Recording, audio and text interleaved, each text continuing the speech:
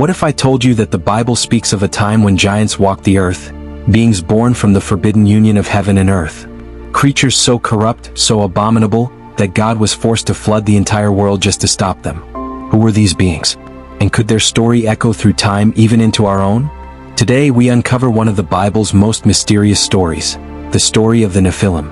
Genesis 6 verses 1 to 2 says, "When human beings began to increase in number on the earth and daughters were born to them, the sons of God saw that the daughters of men were beautiful, and they married any of them they chose." But who were these sons of God? Many scholars believe they were fallen angels, divine beings who crossed a forbidden line.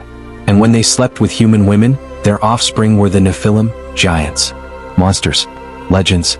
Verse 4 says, "The Nephilim were on the earth in those days, and also afterward, when the sons of God went to the daughters of humans and had children by them. They were the heroes of old, men of renown. But these were no heroes in the eyes of God.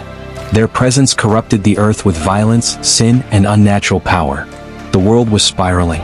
Humanity, infected by darkness, had become violent and wicked beyond imagination. But the Lord saw it all." Genesis 6 verses 5 to 7 says, "The Lord saw how great the wickedness of the human race had become, and the Lord regretted that he had made human beings on the earth. So came the judgment, a flood to wipe out all flesh. Only Noah, blameless among his generation, and his family were spared." But the question remains, why did God go to such an extreme? Was it only human sin? Or was it something deeper, something inhuman? The Nephilim had become a cancer in creation, and God was not just cleansing sin. He was removing the corruption of angelic rebellion. The flood came and the world was washed clean. But centuries later, something terrifying happened. Moses sent 12 spies into the land of Canaan. 10 came back trembling. What? Numbers 13:33 says, "We saw the Nephilim there. We seemed like grasshoppers in our own eyes, and we looked the same to them." Wait, the Nephilim were still there? Were they descendants of those same giants? Or had the corruption returned through new rebellion? One thing was clear, they were real and they were terrifying. So why does this ancient mystery matter to us? Because it's not just about giants. It's about compromise.